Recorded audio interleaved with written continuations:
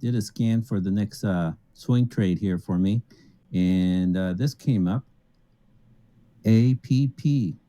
And so what I did is I started out at the larger time frame, the weekly, and by looking at the weekly, I could see the RSI 14 is still positive. It's above the 50. That's good.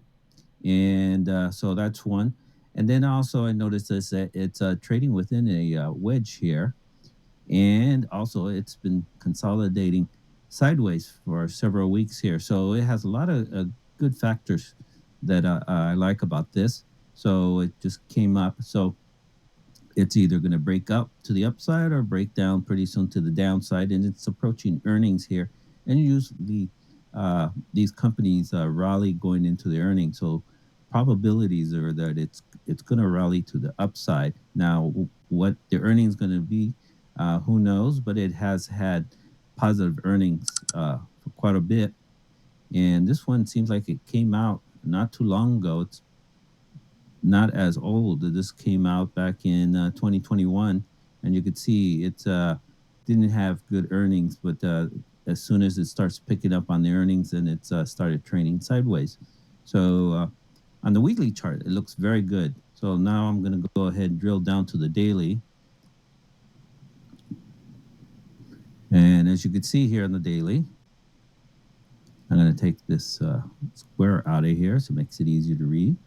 All right. I'm going to zoom in, and here we are for today. And what I'm seeing here on the 14 on the daily, it is above the 50. It's at 58, so the positive momentum still green.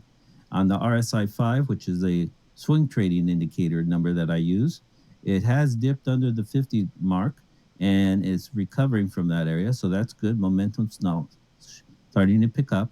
RSI 2 here in dot formation is coming from a dip, and which are the reds, and now it switched over to a setup green, the first green. So here we got the setup here. So what I'm going to do is I'm going to put this on my setup list.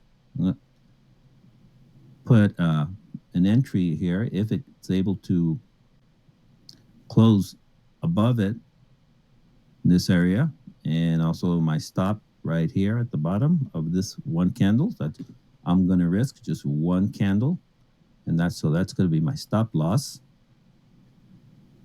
All right, and let's see what kind of risk we're going to be taking here. I'm going to be taking, I should say, 6% risk. Okay, now as far as the upside here, the basic is you could just put a trend line right up there or a line, the highs. That's a potential here. All right.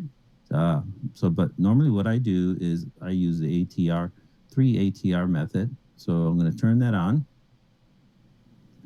And you see here's the first ATR, second ATR, 3 ATRs right there. And let me turn that off.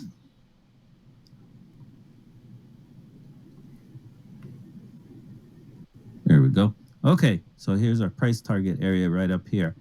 And let's see what kind of reward here we're looking at. Let's be conservative. Let's just go to the high here, 13%.